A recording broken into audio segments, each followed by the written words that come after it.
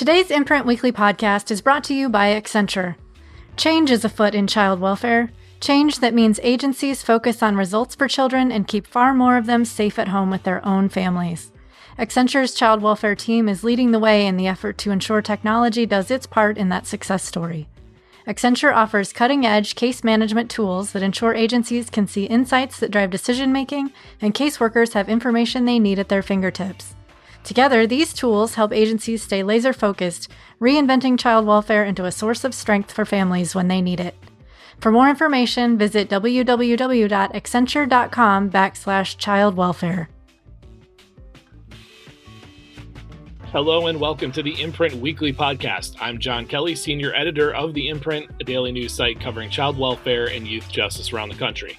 You can read all of our coverage at imprintnews.org or check us out on Facebook or Twitter at the Imprint News. You can also sign up on our homepage for our free weekly and monthly newsletters, and for professionals in child welfare and youth justice, subscribe to our Youth Services Insider section for a closer look at news on business, policy, and practice.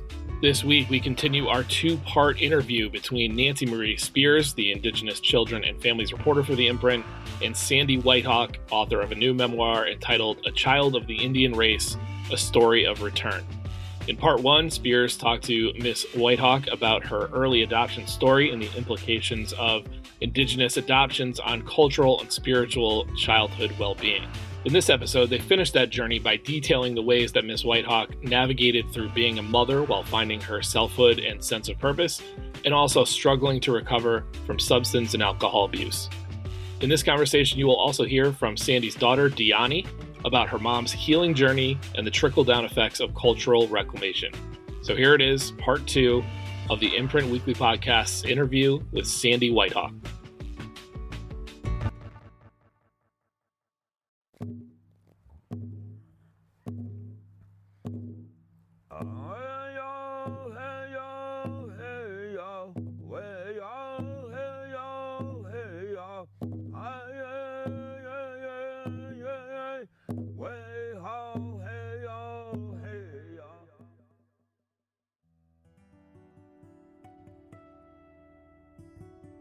During my reporting of this story, Sandy connected me with her daughter, Dyani Whitehawk Polk, an esteemed Lakota artist with galleries across the globe.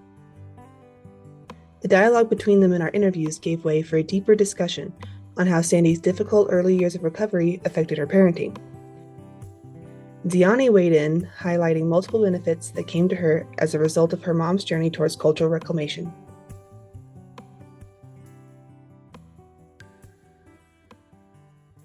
With this effort that your mom has taken, what do you have to say to reflect on her growth, her recovery, her healing? Well, I'm wildly proud as a daughter and grateful. I am familiar with her story. I know what she endured. I have seen plenty of adjacent stories and people and experiences that have been through, trauma and suffering that have not been able to, find their ways through the kind of healing that she's worked very hard for. And I'm really grateful that she did, because I had the benefit of learning a ton from her walking through that, just being her daughter. I feel like I learned so much about human nature and what it means to really strive for and work on health and wellness by being raised by her. I feel like it gave me equipment that I needed to navigate my life, because she was working so hard on it herself, so I got to learn through her. When you make an effort to sobriety and commit to healing and commit to, what she did too was really commit to cultural reconnection. And I benefited from that tremendously because I was so young when our family was reunited. So all of my older, more formative years, I had connection to my family, to our family, and growing and increasing connection to cultural practice. And that came directly through her effort to make sure that I didn't have the same kind of separation she suffered. And then maybe this part is something that I've definitely said to other people. I don't know if I've said it out loud to you, Mom, and if I haven't yet, sorry, but you'll get to hear it now. One thing that I'm always really impressed with and kind of astounded by is that my mom has been through a lot, and when you get the chance to read the book, you'll get to hear about that. I'm guessing the parts that aren't in the book, maybe there's some, but like my mom's also faced a tremendous amount of trauma to her body in regards to health issues, and has had, like, I don't even know, lost track of how many surgeries she's had. 10? Since 2008. Right. But that doesn't even count the surgeries that you had as a child. Right. So there's childhood surgeries, and then there's adult surgeries. And then there's this, like she's had, I've watched her endure ongoing health issues over the years that are really very challenging. Like, they're not just little baby surgeries. They're like, in some circumstances have been, life altering, and in some circumstances were potentially life threatening. But what impresses me to the day, and maybe one day I'll figure out how to get there, but my mom is extremely consistent through it all. Like, I think I might have had more intense emotional flip outs through some of the most recent physical challenges that she's dealing with than she did.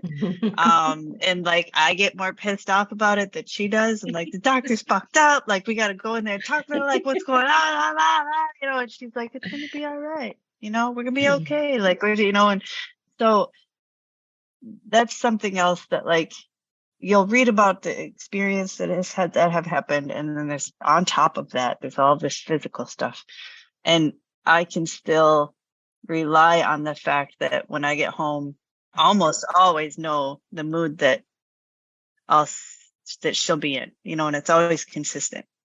She's has an ability to maintain kind of phenomenal equilibrium and kindness and healthy, positive perspective. And even though, like, physically there's all of this, emotionally, this is very, very seldom do I see emotional fluctuations in the way that, like, you would be totally deserving of having, but you don't demonstrate them. So that's something that, and I don't know if I expressed that to you, Mom, but I've always been very impressed by your ability to, like, roll with it and maintain positivity and consistency emotionally. So it's acceptance, my girl. Acceptance. Yeah. Acceptance of things I cannot change. Yeah. Yep. Stay there. Yep. Once we step off that. Yeah. Insanity. The insanity takes over. Yeah. Sandy, I think I'll turn to you now, but I want to make sure that Dyani has a chance to kind of jump in if she wants. In terms I gotta of say something first. This Yes, is the absolutely. first time I've been on a Zoom with Dyani. Holy shit! To sweat you all over in your face. It's just all it's my youngest daughter. Really? It's everything. Yeah. Yeah. That's funny. The first one was like solidly Danny and me, actually. And this one certainly really resembles her sister big time. I mean, when you look at their baby pictures, you can almost not tell them apart. But as I'm looking at your face, I'm like, oh my God, that's crazy. My baby. And this grandbaby totally reminds me of Dyani when Dyani was little. Just freaks me out on the daily little things that she does. I'm like, oh my God. And so in a way, so that's kind of the healing part of being able to live with your grandchildren. That a lot of healing takes place every day. This one's like strong like Dyani. I used to always have to tell Dyani, I am the mother. You are the child. It's like she would be so, no, let's do this. We should do it this way. And she just, from the beginning, that's what she was always like. So I think I'm really grateful she had that kind of resilience, because I was really messed up the first 10 years of her life. 5 years of sobriety, I got better each year, but still I was not, where I'm at today. And I laugh, Dyani, because I just told somebody the other day in an interview. So I used to be, a mother that wasn't healthy, to now I'm the grandma in the store. If a child's having a meltdown because the mom won't buy him or the dad won't buy it, I'll go, excuse me, I'd like to buy that for him. They're always like, what? And then I just like to watch that little kid walk down the aisle. I got it. And, that was something that I didn't do that I can give back. And just the other day, it was a Somali father and little bitty boy. And boy, he just wanted this truck so bad. Oh, God. And I just said, excuse me, sir, I'll buy that for him. $15 for happiness, right? Yeah. And his eyes and his face, and it was awesome. How long have you guys been living in a multi-generational house? 2015. Oh, that's awesome. I love that so much for you guys. I was in the hospital when she asked me. So I was drugged when we agreed. Yeah. So how when like your parents say something, you're like, okay. So she used to tell me regularly, Dyani, you're an artist. And I'd be like, oh, okay, thanks, Mom. I knew like I liked to draw. I was always drawing. I took like photography and design and all this. Like I knew I loved creating things, but like the title artist feels like something separate or bigger or something else, and so I'd always be like, okay, thanks. But I didn't, and then she'd be like, yeah, so she'd tell me this continuously over the years. And then I remember one time she told me, Dyani, you're an artist, and one of these days you're going to believe me. I'd be like, okay, Mom, thanks. And then I went to undergraduate at Institute of American Indian Arts in Santa Fe, New Mexico. And in 2005, I think it was, I had an assignment that was out on the wall, and a board member for the school saw it and wanted to buy it and got a hold of my teacher, and I sold it. I sold my first piece for $75. And I was all excited, and I called Mom and I was like, I sold my first piece of artwork. And she goes, now do you believe me? I was like, maybe. So anyways, that as far as like what we were talking about before, like that's a relevant story to the kinds of benefits that came to me via her healing, So yeah. And now there's the book and the cover. I tease her now when there's an art opening. I tell her, yes, someone spoke to me because I'm the mother. And so I told her, I said, yes. And I told them, I said, I've known since she was a child, and I mentored her, and I make up a bullshit story. And so that's what I told her. But the gift, I think the gift is, yes, she can create, but the real gift is that belief and opening up and trusting your heart and letting that come through. That's why if you look at her early work and then look at where her work is today, it's just phenomenal, because I believe it's because that spiritual connection, she's really open to that.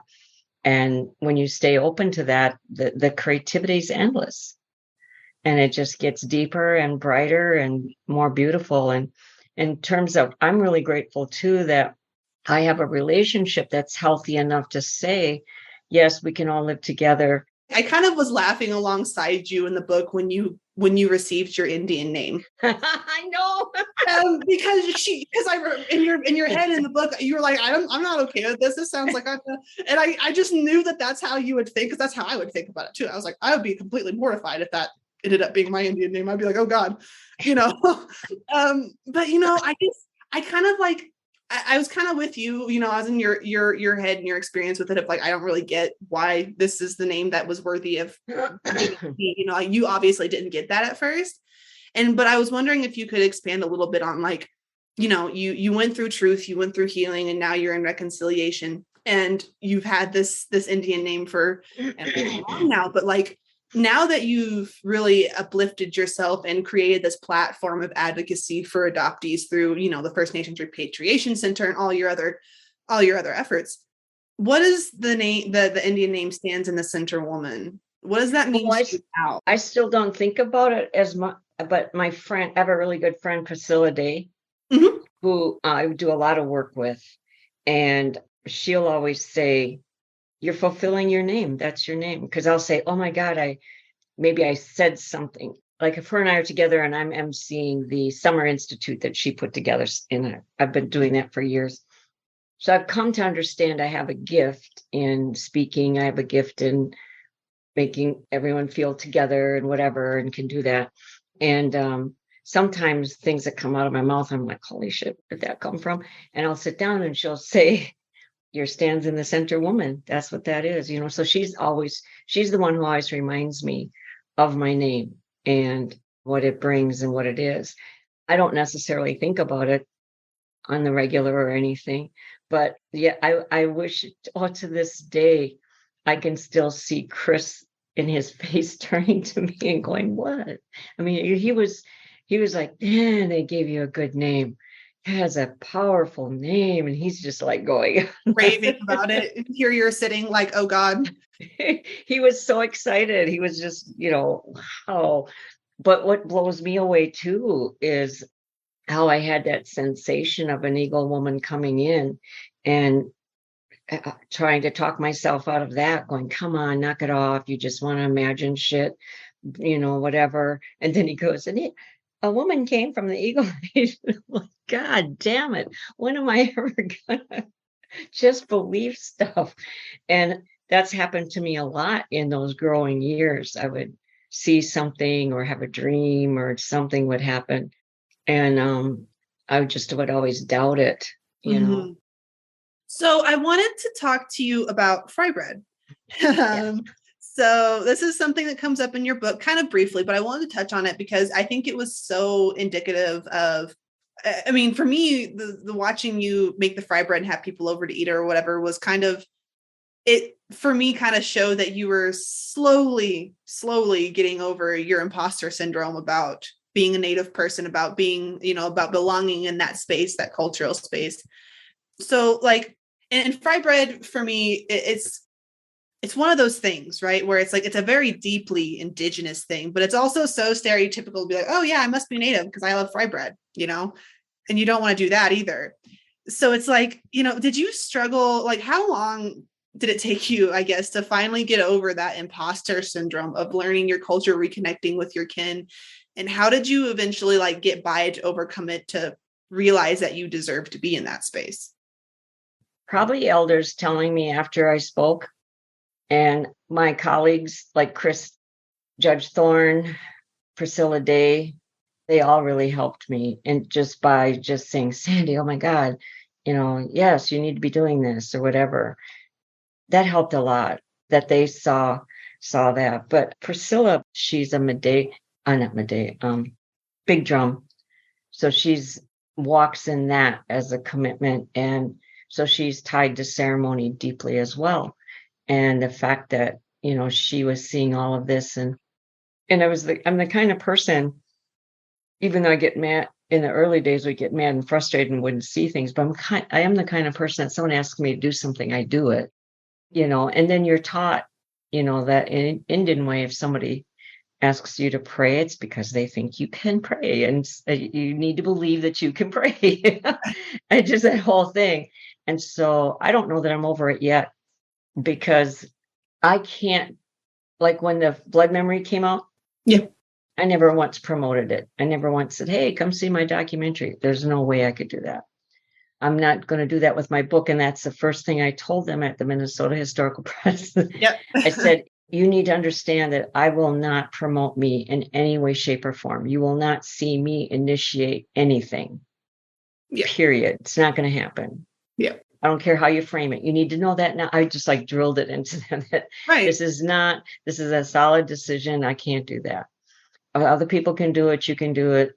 My husband can do it. My daughter, I just am not going to do it. So I don't have it. I'm not over it yet.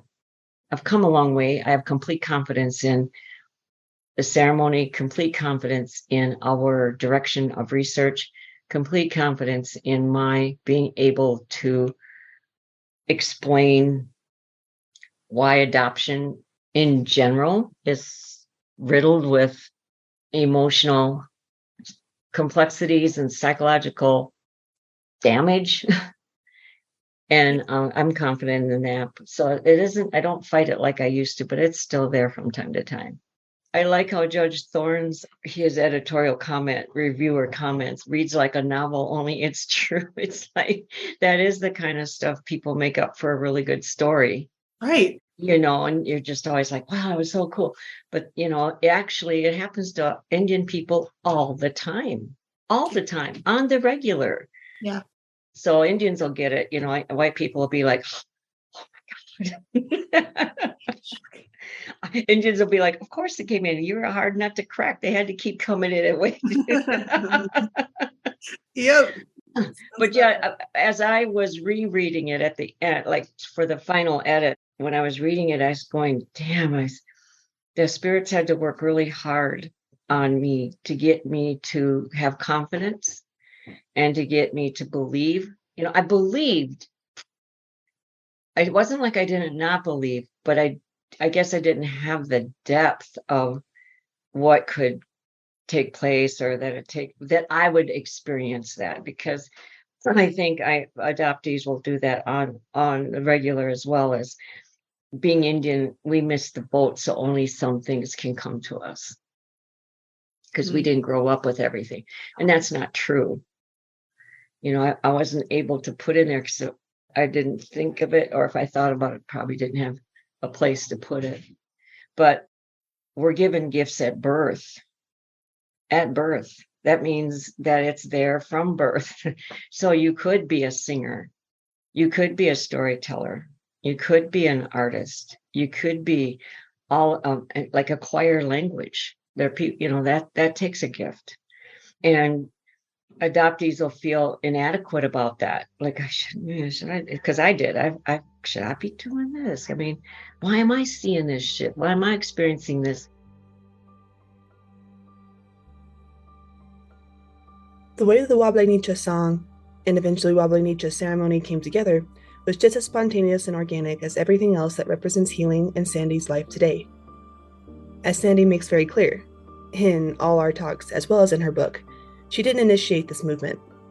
The need for a song and ceremony to bring back and pray for children lost to foster care and adoption by herself. In fact, she refuses to take most, if any, of the credit for it.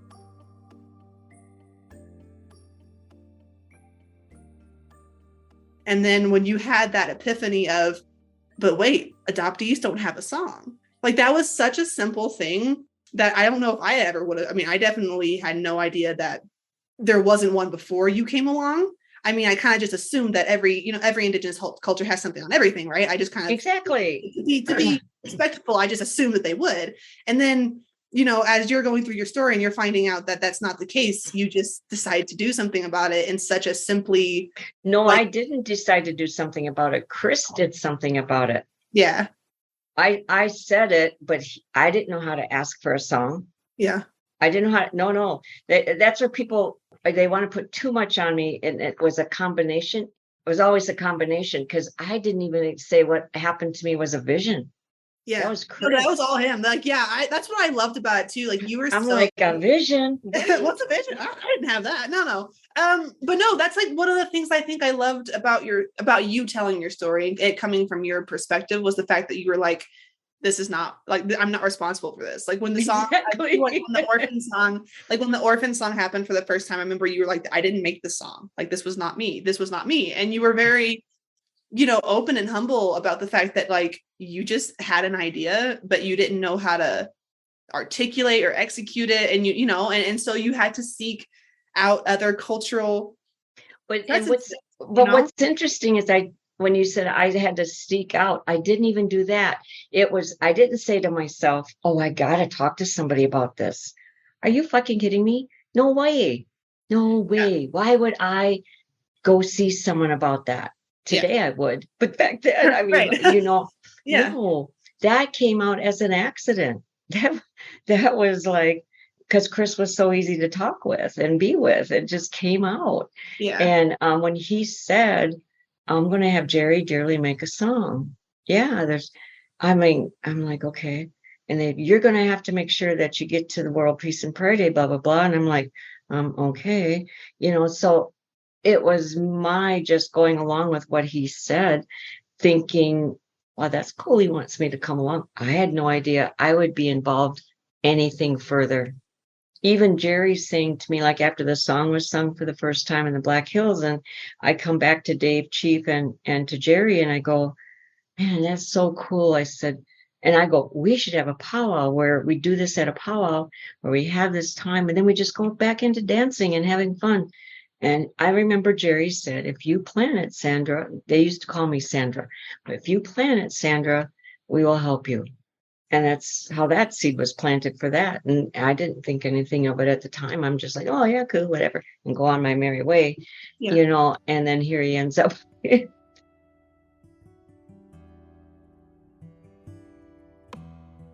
People like Chris Leith, who was once a spiritual leader for the National Indian Child Welfare Association, and Jerry Dearly, a renowned Oglala Lakota songmaker, helped Sandy find her voice for advocacy through their spiritual gifts. In fact, Dearly is singing the song that you've heard in the intro and outro of these podcast episodes about Sandy's adoption story. Sandy said she merely went along for the ride, not knowing how much the seeds that started their movement would flourish. And in stark contrast to her early life filled with toxic relationships between her adoptive mother and her first husband, Sandy continues advocating for adoptees across the country, but now lives in Minnesota with her current husband, an Omaha man named George McCauley. With him, she shares a multi-generational household with her daughter Dyani and her husband and 2 children. Earlier in our conversation, you heard Sandy mention the healing effects that come from living with her grandchildren. She's also experienced a lot of healing with her stable relationship with her husband. But just like the Wobbly Nietzsche, nothing was planned. When we got together, George had quite a few years of sobriety, as did I. However, and we had some healing, but it's one thing to have that, and it's another thing to be in a relationship with it, because then you really get to heal from everything up here, but now you got to commit to when the triggers come and when things happen. You have to remember, okay, so I may have been offended in present day, but this thing that's happening to me is from the past, even though, you know what I mean? So it was kind of hard going in the beginning. And Dyani did watch and see that. She saw some of that. And I said, well, I'm just going to keep going because I'm not hearing a message that it should be anything different. And I see him working at this. He is actually doing the work. And so once we had like a breakthrough or whatever, it's just been like the trust level I have is pretty phenomenal considering everything I've been through.